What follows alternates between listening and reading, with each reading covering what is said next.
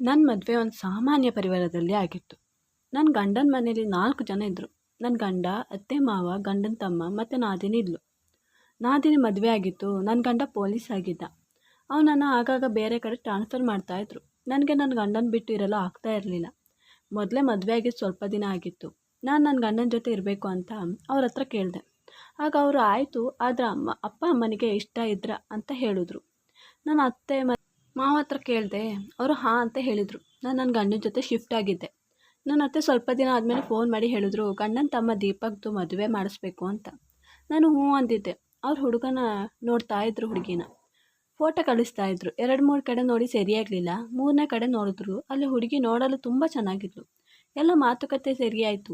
ಆದರೆ ಅತ್ತೆ ಫೋನ್ ಮಾಡಿ 1 ವಾರದಲ್ಲಿ ಮದುವೆ ಮಡಗಿದ್ದೀನಿ ಅಂತ ಹೇಳಿದ್ರು. ನಾನು ಯಾಕತ್ತೆ ಇಷ್ಟು ಅರ್ಜೆಂಟ್ ಮಾಡ್ತಾ ಇದ್ದೀರಾ? ಅತ್ತೆ, ಅದು ಹುಡುಗಿ ಮನೆಯವರು 1 ವಾರದಲ್ಲಿ ಮದುವೆ ಮಡಗಿ, ಇಲ್ಲ ಅಂದರೆ ಬೇರೆ ಕಡೆ ಕೊಟ್ಟು ಮದುವೆ ಮಾಡಿಸ್ತೀವಿ, ನಮಗೆ ಅರ್ಜೆಂಟ್ ಇದೆ ಅಂತ ಹೇಳಿದ್ರು. ಅದಕ್ಕೆ ಬೇಗ ಮಡಗಿದ್ದೀನಿ ಅಂತ ಹೇಳ್ತಾಯಿದ್ರು. ನಾನು ಹ್ಞೂ ಅಂದೆ. ಆದರೆ ನನಗೆ ಏನೋ ಡೌಟ್ ಹೊಡಿತಾ ಇತ್ತು. ಇಷ್ಟ ಅರ್ಜೆಂಟ್ ಮಾಡ್ತಾರೆ ಯಾರಾದರೂ ಮದುವೆ ಆಗೋಕ್ಕೆ ಅಂತ. ಗಂಡನ ಕರ್ಕೊಂಡು ಮನೆಗೆ ಹೋದೆ. ಮದುವೆ ಕೆಲಸ ಇರುತ್ತೆ ಅಂತ. ಹಾಗೆ ಮದುವೆ ಅದ್ದೂರಿಯಾಗಿ ಆಯಿತು. ನಾನು ಅಲ್ಲಿ 2 ದಿನ ಇದ್ದು ಮನೆಗೆ ಬಂದೆ. ಆಗಾಗ ಫೋನ್ ಮಾಡಿ ಕೇಳ್ತಾ ಇದ್ದೆ, ರೇವತಿ ಹೇಗೆ ಅಂತ. ಆಗ ಅತ್ತೆ ಅವಳ ಬಗ್ಗೆ ಹೊಗಳ್ತಾ ಇದ್ರು. ಹೇಳ್ತಾ ಇದ್ರು, ನನಗೆ ಒಂದು ಕೆಲಸ ಮಾಡೋಕ್ಕೂ ಬಿಡಲ್ಲ, ಎಲ್ಲ ಅವಳೇ ಮಾಡ್ಕೋತೀನಿ ಅಂತ ಹೇಳ್ತಾ ಇರ್ತಾಳೆ. ಒಂದೊಂದು ಸಲ ನಾನು ಹೋಗಿ ಬರ್ತಾನೂ ಇದ್ದೆ. ನನ್ನ ನಾದಿನಿ ನನ್ನ ಜೊತೆ ಚೆನ್ನಾಗಿದ್ಲು. ಸ್ವಲ್ಪ ದಿನ ಆದಮೇಲೆ ಅತ್ತೆ ಫೋನ್ ಮಾಡಿದ್ರು. ಮತ್ತೆ ಹೇಳಿದ್ರು, ದೀಪಕ್ಗೆ ತುಂಬ ಹುಷಾರಿಲ್ಲ, ಟೈಫಾಯ್ಡ್ ಅಂತ ಹೇಳಿದ್ರು. ನಾವು ಹೋಗಿ ತೋರಿಸ್ಕೊಬಂದು ಮಾತ್ರೆ ಕೊಡ್ತಾನೇ ಇದ್ದೀವಿ, ಅದು ಜ್ವರ ನಿಲ್ತಾನೇ ಇಲ್ಲ. ನನ್ನ ಗಂಡ ಬಂದ ತಕ್ಷಣ ನಾನು ಹೀಗೆಲ್ಲ ಹೇಳಿ ಹೋದ್ವಿ. ಅವರು ಮಾವ ಮತ್ತು ಅವರು ಕರ್ಕೊಂಡು ಹೋದರು ಅವನನ್ನು. ಅಲ್ಲಿನಿಂದ ಫೋನ್ ಮಾಡಿ, ಏನಿಲ್ಲ, ಸ್ವಲ್ಪ ಜ್ವರ ಹೆಚ್ಚಾಗಿದೆ, ಅಡ್ಮಿಟ್ ಮಾಡಿದ್ದಾರೆ ಅಂತ ಹೇಳಿದ್ರು. ನಮಗೆ ಸಮಾಧಾನ ಆಯಿತು. ಯಾರು ಇಲ್ಲಿ ಬೆಳಗ್ಗೆಯಿಂದ ಊಟ ಮಾಡಿರಲಿಲ್ಲ. ಹಾಗೆ ಎಲ್ಲರೂ ಊಟ ಮಾಡಿ ಮಲ್ಕೊಂಡಿದ್ವಿ. ಅವರಿಬ್ಬರು ಅಲ್ಲೇ ಇದ್ದರು. ರಾತ್ರಿ 2 ಗಂಟೆಗೆ ಸರಿಯಾಗಿ ಇವ್ರು ಕಾಲ್ ಮಾಡಿ, ದೀಪಕ್ ಸತ್ತೋದ, ಅದು ಜ್ವರ ಹೆಚ್ಚಾಗಿ ಇನ್ನೇನೋ ಶವ ತರ್ತಾ ಇದ್ದೀವಿ ಅಂತ ಹೇಳಿದ್ರು. ನನಗೆ ಕೇಳಿ ಶಾಕ್ ಆಯಿತು. ಅತ್ತೆಗೆ ಹೇಳಿದೆ. ಅತ್ತೆ ತುಂಬ ಅಳಲು ಸ್ಟಾರ್ಟ್ ಮಾಡಿದ್ರು.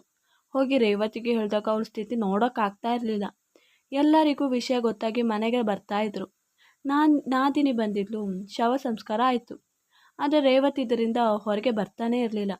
ಆದರೆ ಇನ್ನೊಂದು, ಅವಳು ತಂದೆ ತಾಯಿ ಮನೆಯಿಂದ ಯಾರು ಕೂಡ ಶವ ನೋಡಲು ಬಂದಿರಲಿಲ್ಲ. ನಮಗೆಲ್ಲ ಆಶ್ಚರ್ಯ, ಯಾಕೆ ಬಂದಿಲ್ಲ ಅಂತ. ಆದರೆ ಈ ಸ್ಥಿತಿಯಲ್ಲಿ ರೇವತಿ ಹತ್ರ ಕೇಳೋಕ್ಕೂ ಆಗ್ತಾ ಇರಲಿಲ್ಲ. 1 ವಾರ ಆದಮೇಲೆ ಇವ್ರು ಹೋಗಬೇಕು ಡ್ಯೂಟಿಗೆ ಅಂತ ಹೇಳಿದ್ರು. ಆಗ ಅತ್ತೆ, ಅವ್ನು ಸತ್ತಿದ್ರಿಂದ ನನಗೆ ಹೊರಗೆ ಬರೋಕ್ಕಾಗ್ತಾ ಇಲ್ಲ, ಅದರಲ್ಲಿ ರೇವತಿ ಬೇರೆ ಗಪ್ಚುಪ್ ಆಗಿಬಿಟ್ಟಿದ್ದಾಳೆ, ನನ್ನ ಹತ್ರ ನೀನು ಇನ್ನೂ ಸ್ವಲ್ಪ ದಿನ ಇದ್ದು ಅವಳಿಗೆ ಸಮಾಧಾನ ಮಾಡಿ ಹೋಗ್ಬೋದಲ್ಲ ಅಂತ ಹೇಳಿದ್ರು. ನಾನು ಇವ್ರ ಹತ್ರ ಕೇಳಿದೆ. ಆಗ ಇವರು, ನೀನಿರು, ನಾನು ಹೋಗ್ತೀನಿ ಅಂತ ಹೋದರು. ನನ್ನ ಕೈಯಲ್ಲಿ ಆಗೋ ಥರ ರೇವತಿನ ಸಮಾಧಾನ ಹೇಳ್ತಾ ಇದ್ದೆ. ಹೀಗೆ ಇದ್ದರೆ ಆಗಲ್ಲ ಅಂತ 1 ತಿಂಗಳು ಅಲ್ಲೇ ಇದ್ದೆ. ಮತ್ತು ನನ್ನ ಗಂಡನಿಗೆ ಕಷ್ಟ ಆಗುತ್ತೆ ಅಂತ ನಾನು ಹೋದೆ ನನ್ನ ಮನೆಗೆ. ನಾನು ಆಗಾಗ ಕಾಲ್ ಮಾಡಿ ಅವ್ರ ಬಗ್ಗೆ ಕೇಳ್ತಾನೇ ಇದ್ದೆ. 3 ತಿಂಗಳು ಆಗಿರ್ಬೋದೇನೋ.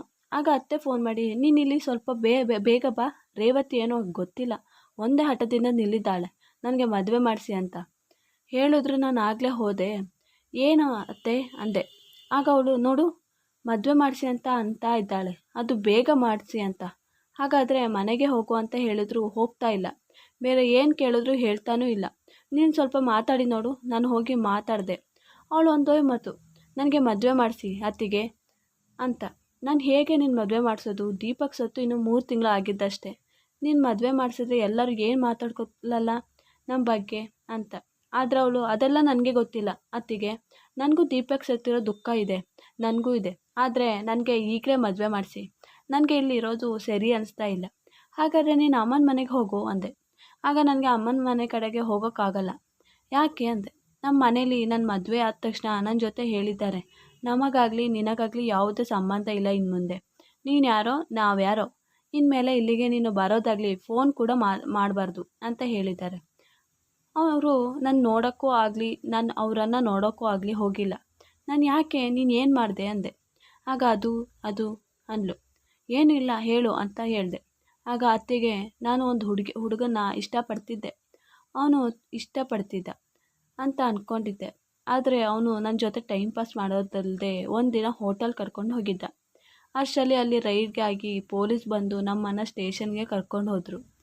ಇದು ಪೇಪರ್ನಲ್ಲಿ ಬಂದಿತ್ತು. ಅದು ನನ್ನ ಮುಖ ಕವರ್ ಮಾಡ್ಕೊಂಡಿದ್ದೆ. ಅಪ್ಪ ಮನೆಗೆ ಕರ್ಕೊಂಡು ಬಂದು ಚೆನ್ನಾಗಿ ಹೊಡೆದ್ರು. ಹೇಗಾದರೂ ಈ ಅನಿಷ್ಟನ ಹೊರಗೆ ಹಾಕಬೇಕು ಅಂತ ಬ್ರೋಕರ್ ಹತ್ರ 2ನೇ ಮದುವೆ ಆದರೂ ಪರವಾಗಿಲ್ಲ, ಹುಡುಗ ಕುಂಟ ಆದರೂ ಪರವಾಗಿಲ್ಲ, ಯಾವುದಾದ್ರೂ ಸಂಬಂಧ ಬಂದರೆ ನನ್ನ ಮಗಳನ್ನ ತೋರಿಸು, ನಾವು ಬೇಗ ಮದುವೆ ಮಾಡಿಸ್ಬೇಕು ಮತ್ತು ಇವಳನ್ನು ಹೊರಗಡೆ ಹಾಕಬೇಕು ಅಂತ ಹೇಳ್ತಿದ್ರು. ಆಗಲೇ ನಿಮ್ಮ ಕಡೆಯಿಂದ ಸಂಬಂಧ ಮತ್ತು ಆದರೆ ಹೆಚ್ಚು ಜನಕ್ಕೆ ಈ ವಿಷಯ ಗೊತ್ತಿರಲಿಲ್ಲ.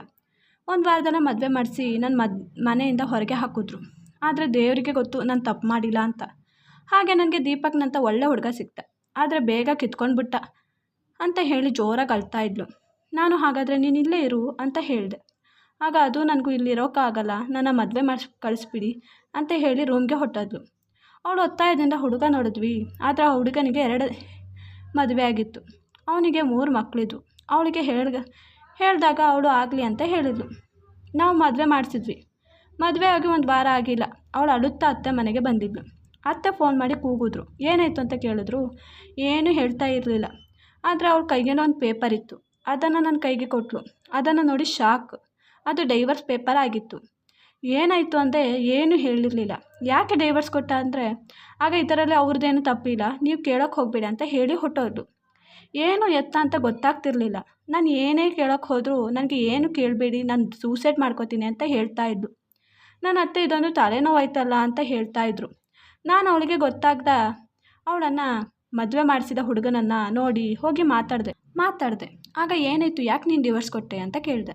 ಅವನು ಕೇಳಿ ಶಾಕ್ ಆಯಿತು. ಇದು ಹೇಗೆ, ಅದು ದೀಪಕ್ ಸತ್ತು 5 ತಿಂಗಳಾಗಿತ್ತು ಅಂತ ಅಂದ್ಕೊಂಡು ನಾನು ಇವ್ರ ಹತ್ರ ನಾನು ಸ್ವಲ್ಪ ದಿನ ಅತ್ತೆ ಮನೆಯಲ್ಲೇ ಇದ್ದು ಬರ್ತೀನಿ ಅಂತ ಹೇಳಿ ಅಲ್ಲಿಗೆ ಹೋಗಿ ಉಳ್ಕೊಂಡೆ. ಅವಳನ್ನು ಅಬ್ಸರ್ವ್ ಮಾಡ್ತಾ ಇದ್ದೆ. ಅವಳು ಭಯದಿಂದನೇ ಇರ್ತಾಯಿದ್ಲು. ಯಾರ ಹತ್ರನೂ ಸರಿಯಾಗಿ ಮಾತಾಡ್ತಾ ಇರಲಿಲ್ಲ. ರೂಮಲ್ಲೇ ಇರ್ತಾಯಿದ್ಲು. ನಾನು ಬೆಳಗ್ಗೆಯಿಂದ ರಾತ್ರಿ ತನಕ ಏನೂ ಇರಲಿಲ್ಲ, ಎಲ್ಲ ನೋಡ್ತಾ ಇದ್ದೆ. ಎಲ್ಲ ನಾರ್ಮಲ್ ಆಗಿಯೇ ಇತ್ತು. ಆದರೆ ರಾತ್ರಿ ಹೋಗಿ ಮಲ್ಕೋತಿದ್ವಿ. ನಾನು ಒಂದಿನ ರಾತ್ರಿ ನೀರು ಕುಡಿಯಲು ಎದ್ದಾಗ ಮಾವ ರೇವತಿ ರೂಮ್ನಿಂದ ಹೊರಗಡೆ ಬರ್ತಾಯಿದ್ರು. ನಾನು ಏನು ಮಾವ ಅಂದೆ. ಆಗ ಗಾಬರಿಯಾಗಿ ಏನೂ ಇಲ್ಲ ಇದು, ಅದು ನಾನು ಮರೆತು ನನ್ನ ರೂಮ್ಗೆ ಹೋಗೋ ಬದಲು ಅಲ್ಲಿಗೆ ಹೋಗಿದ್ದೆ, ಕಣ್ಣಿನಲ್ಲಿ ನಿದ್ದೆಯಿಂದ ಹಾಗೆ ಹೋಗಿದ್ದು. ಆಗ ನನಗೆ ತುಂಬ ಡೌಟ್ ಆಯಿತು. ನಾನು 2 ದಿನ ಹಾಲಿನಲ್ಲೇ ಬಚ್ಚಿಟ್ಟುಕೊಂಡು ನೋಡಿದೆ. ಆಗ 2 ದಿನವೂ ಮಧ್ಯರಾತ್ರಿಯಲ್ಲಿ ಮಾವ ಮೆಲ್ಲಗೆ ರೇವತಿ ರೂಮ್ಗೆ ಹೋಗ್ತಿದ್ರು. ಆದರೆ ಒಂದು ಗೊತ್ತಿಲ್ಲ, ರೇವತಿ ಯಾಕೆ ರೂಮ್ ಲಾಕ್ ಮಾಡಿ ಮಲಗಿರ್ಲಿಲ್ಲ, ಎಲ್ಲೋ ಇವರಿಬ್ಬರು ಅಂತ ಅಂದ್ಕೊಂಡು ಮಾವ ಇಲ್ಲದ ಟೈಮ್ನಲ್ಲಿ ರೇವತಿ ಹತ್ರ ಕೇಳಿದೆ.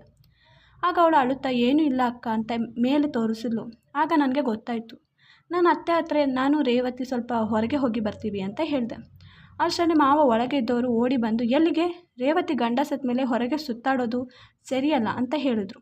ಆಗ ಅದು ನನಗೆ ಏನೋ ತೆಗಿಬೇಕಿತ್ತು, ಅದಕ್ಕೆ ಅಂತ ಕರ್ಕೊಂಡು ಹೋದೆ. ಆದರೆ ಮಾವನ ಮುಖದಲ್ಲಿ ಸ್ವಲ್ಪ ಭಯ ಇತ್ತು. ನಾವು ಪಾರ್ಕ್ ಹೋಗಿದ್ವಿ. ಆಗ ಕೇಳಿದೆ, ನೀವು ನಿಜ ಹೇಳು, ಏನು ಸತ್ಯ ಅಂತ, ನೀನು ಪ್ರೆಗ್ನೆಂಟಾ ಅಂತೆ. ಆಗ ಅವಳು ಅಳುತ್ತಾ ಹಾಂ ಅಂದಳು. ಅದಕ್ಕೆ ನಿನ್ನ ಗಂಡ ಸತ್ತು ಈಗ 6 ತಿಂಗಳು, ಈಗ ನಿನಗೆ 2 ತಿಂಗಳು, ಹೇಗೆ, ನೀನು ಮಾವ ಸೇರಿ ಅಥವಾ ನೀನು ಸೇರಿ ಅಂತ ಮಾತಾಡ್ತಾ ಹೇಳಿದೆ. ಆಗ ಏನು ಮಾತಾಡ್ತಾ ಇದ್ದೀರಿ ಅತ್ತಿಗೆ, ಇದರಲ್ಲಿ ನಂದೇನು ತಪ್ಪಿಲ್ಲ, ಅದು ಈ ಮಗು ಮಾವಂತೆ, ನೀವು ಅಲ್ಲಿ ಇರಲಿಲ್ಲ. ಅತ್ತೆನೂ ಸ್ವಲ್ಪ ದಿನ ನಾದಿನಿ ಹತ್ರ ಇರಲು ಹೋಗಿದ್ರು, ಟೆನ್ಷನ್ ಕಮ್ಮಿ ಮಾಡ್ಕೊಳ್ಳಲು. ಆದರೆ ಮಾವ ರಾತ್ರಿ ಮಾತ್ರ ಅತ್ತೆ ಹತ್ರ ನಾದಿನಿ ಮನೆಗೆ ಹೋಗಿದ್ರು. ಮನೇಲಿ ನಾನು ಒಬ್ಬಳೇ ಅಂತ ಮಾವ ಅಲ್ಲಿಂದ ಆಫೀಸ್ಗೆ ಅಂತ ಬಂದು ಮನೆಗೆ ಬಂದು ನನ್ನ ಜೊತೆ ಬಲವಂತವಾಗಿ ಅಂತ ಹೇಳಿ ಅಳ್ತಾ ಇದ್ವು. ನಾನು ಇದನ್ನ ಯಾರಿಗಾದರೂ ಹೇಳಿದ್ರೆ, ನಿನ್ನ ಅತ್ತೆ ಎಲ್ಲ ಒಡವೆಯನ್ನು ನೀನು ರೂಮ್ಗೆ ತಂದು ಮಡಗಿ ನಿನ್ನನ್ನು ಕಳ್ಳಿ ಮಡಗಿ ಹೊರಗೆ ಹಾಕ್ತೀನಿ, ಮತ್ತು ನಾನು ಇಲ್ಲಿ ಯಾರಿಗೂ ಗೊತ್ತಾಗದೇ ಇರೋ ಹಾಗೆ CCTV ಕ್ಯಾಮ್ರಾ ಹಾಕಿದ್ದೀನಿ, ಇನ್ನು ನೀನು ಏನೇ ಮಾಡಿದ್ರೂ ನನಗೆ ಗೊತ್ತಾಗುತ್ತೆ ಅಂತ ಹೇಳಿದ್ರು. ಅಷ್ಟರಲ್ಲಿ ನಾನು ಪ್ರೆಗ್ನೆಂಟ್ ಆಗಿದ್ದೆ. ಇದು ಎಲ್ಲರ ಮುಂದೆ ಬರುತ್ತೆ ಅಂತ ಈ ಮಗುನ ತೆಗಿಸೋಕೆ ನೋಡಿದ್ರು.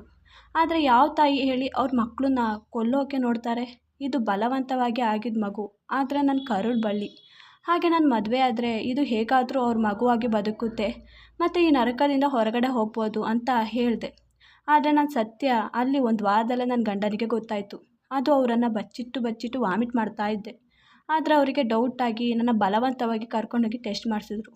ಇದು 2 ತಿಂಗಳ ಮಗು ಹೊಟ್ಟೆಯಲ್ಲಿ ಇದೆ ಅಂತ, ಈ ಥರ ಕೆಟ್ಟ ಹುಡುಗಿ ಜೊತೆ ಜೀವನ ಮಾಡೋಕ್ಕಾಗಲ್ಲ ಅಂತ ನನಗೆ ಡೈವರ್ಸ್ ಕೊಟ್ಟು ಕಳಿಸಿದ್ರು.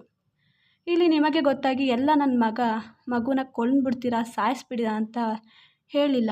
ನನಗೆ ಇದೊಂದು ಜೀವನ ಮಾಡಲು ಆಸೆ ಇದೆ, ಇದನ್ನು ನಾನು ದೂರ ಮಾಡಲ್ಲ, ಆದರೆ ನನಗೆ ಈ ಹಿಂಸೆ ಸಹಿಸೋಕ್ಕಾಗ್ತಾ ಇಲ್ಲ ಅಂತ ಹೇಳಿ ಅಳ್ತಾ ಇದ್ಲು. ನಾನು ಸಮಾಧಾನ ಮಾಡಿ ಮನೆಗೆ ಕರ್ಕೊಂಡು ಹೋದೆ. ಆಗ ರಾತ್ರಿ ಯಾರಿಗೂ ಗೊತ್ತಾಗದೆ ಹೋಗಿ ಬಚ್ಚಿಟ್ಟುಕೊಂಡೆ ಅವಳ ರೂಮಲ್ಲಿ. ಯಾವತ್ತಿನ ಹಾಗೆ ಮಾವ ಬಂದು ಅವಳಿಗೆ ಬಲವಂತ ಮಾಡೋದು ಮತ್ತು ಈ ಮಗುನ ಸಾಯಿಸೋಕ್ಕೆ ಮಾತ್ರೆ ಕೊಡ್ತಾಯಿದ್ರು. ನಾನೆಲ್ಲ ರೆಕಾರ್ಡ್ ಮಾಡಿದೆ, ನನ್ನ ಗಂಡನಿಗೆ ಫಾರ್ವರ್ಡ್ ಮಾಡಿದೆ. ಈ ವಿಷಯ ಅತ್ತೆಗೆ ಹೇಳಿದ್ರೆ ನಂಬ್ತಾನೇ ಇರಲಿಲ್ಲ. ಹಾಗೆ ಈ ವಿಡಿಯೋ ತೋರಿಸ್ದೆ. ಆಗ ಅತ್ತೆ ಆಗಲೇ ಹಾರ್ಟ್ ಅಟ್ಯಾಕ್ ಆಗಿ ಆಸ್ಪತ್ರೆಗೆ ಕರ್ಕೊಂಡು ಹೋದ್ವಿ. ಮತ್ತು ಇವ್ರ ಮಾವನನ್ನು ಜೈಲಿಗೆ ಹಾಕಿದ್ರು. ರೇವತಿನ ಡೆಲಿವರಿ ಆಗೋ ತನಕ ನೋಡ್ಕೊಂಡಿದ್ವಿ. ಅವಳಿಗೆ ಒಂದು ಗಂಡು ಮಗು ಆಯಿತು. ಅವಳಿಗೆ ಆ ಮನೆ ಬಿಟ್ಟು ಕೊಟ್ವಿ. ಮಗು ಸ್ವಲ್ಪ ದೊಡ್ಡದಾಗೋ ತನಕ ಸ್ವಲ್ಪ ಹಣ ಕೊಡ್ತಾಯಿದ್ವಿ. ಅವಳಿಗೆ ಒಂದು ಕೆಲಸಕ್ಕೆ ಸೇರಿಸಿ ಅವಳ ಜೀವನ ನಡೆಸ್ಕೊಂಡು ಹೋಗ್ತಾ ಇದ್ದಾಳೆ ಈಗ. ಈ ವಿಡಿಯೋ ಇಷ್ಟವಾದಲ್ಲಿ ಪ್ಲೀಸ್ ಲೈಕ್ ಆ್ಯಂಡ್ ಸಬ್ಸ್ಕ್ರೈಬ್ ಮಾಡಿ.